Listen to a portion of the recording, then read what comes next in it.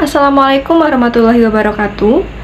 Perkenankan kami di sini untuk mempresentasikan artikel yang telah kami susun yang berjudul Analisis Stereotype Orang Jepang Terhadap Orang Indonesia yang terdapat pada video di kanal YouTube Nihongo Mantap.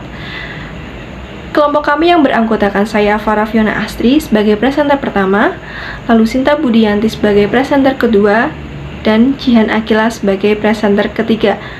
Pada presentasi kali ini, kami akan memaparkan pendahuluan yang berisi latar belakang dan tujuan dari penelitian, lalu metode penelitian, hasil dari penelitian, dan kesimpulan. Untuk mempersingkat waktu, saya akan memaparkan latar belakang dan tujuan dari diadakannya penelitian ini. Manusia merupakan makhluk sosial yang saling membutuhkan satu sama lainnya dan mengharuskan mereka untuk melakukan interaksi dan komunikasi. Komunikasi yang dilakukan dengan tujuan untuk bertukar pesan ataupun informasi dalam praktiknya seringkali mengalami sebuah hambatan. Salah satu faktor yang menghambat komunikasi adalah adanya perbedaan latar belakang budaya dari kedua individu terkait. Mengingat zaman sekarang ini, manusia dapat berkomunikasi dengan individu lainnya tanpa adanya batasan ruang dan waktu, menjadikan komunikasi antar budaya adalah hal yang lumrah untuk dijumpai. Dan salah satu faktor yang menghambat komunikasi antar budaya adalah adanya stereotype. Stereotype adalah konsep yang muncul terhadap suatu golongan tertentu yang berlandaskan prasangka subjektif. Stereotip sendiri mengarahkan sikap individu terhadap individu lainnya berdasarkan latar belakang budayanya. Dalam penelitian ini, peneliti melakukan riset terhadap platform YouTube, yakni video di kanal YouTube Nihongo Mantap, yang merupakan platform YouTube populer di Indonesia yang menyediakan konten-konten edukasi dan budaya. Peneliti melakukan analisa terhadap stereotip orang Jepang terhadap orang Indonesia yang ada di kanal YouTube Nihongo Mantap.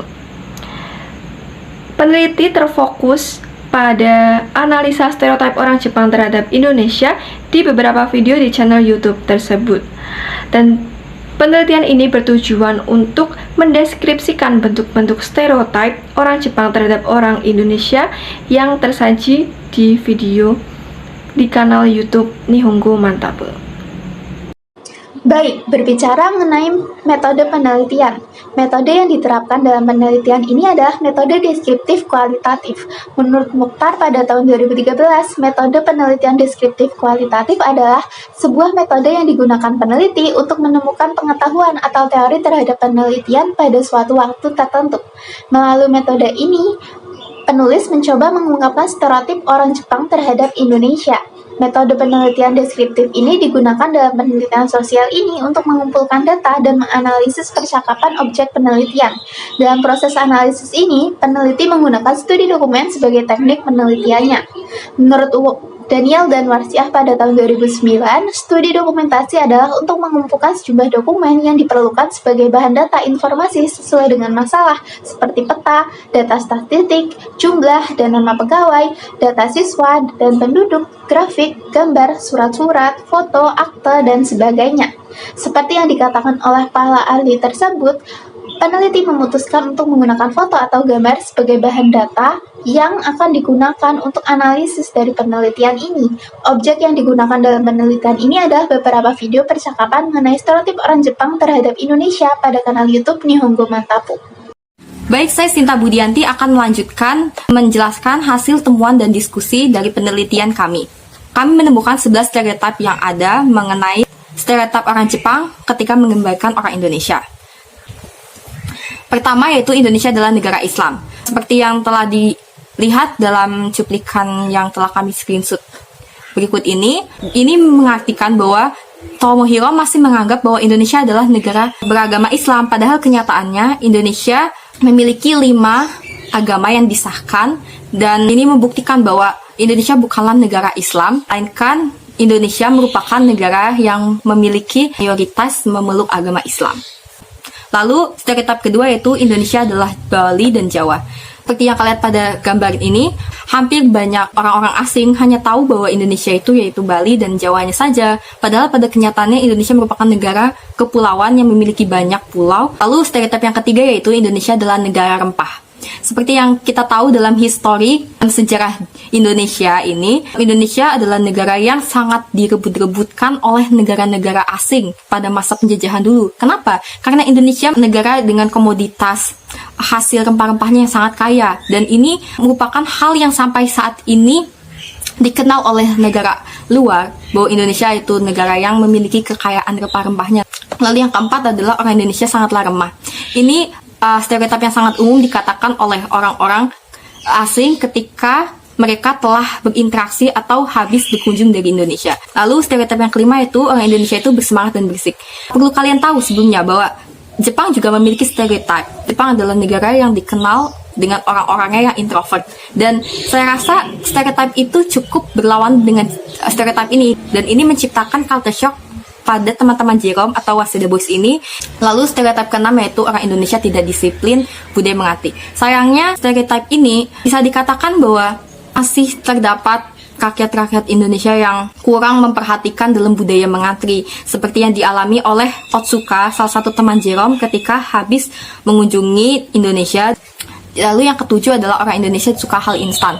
Ini adalah stereotip yang berhubungan dengan era saat ini. Seperti yang kita tahu bahwa segala teknologi menciptakan hal-hal yang mendukung untuk mempercepat kerja yang kita inginkan sehingga kita mendapatkan hasil secara instan. Waseda Boys pun mengalami hal serupa ketika mereka mengunjungi di Indonesia, yaitu fasilitas ojek online. Dalam video ini, Yusuke mengutarakan bahwa jika ia menjadi orang Indonesia, ia pun akan lebih suka tidak berjalan. Dan ia mengutarakan bahwa di Jepang tidak ada fasilitas ojek online ini karena orang-orang Jepang masih suka dengan hal-hal berbau manual seperti berjalan kaki, naik sepeda. Lalu stereotip ke-8, negara Indonesia adalah negara yang kecil.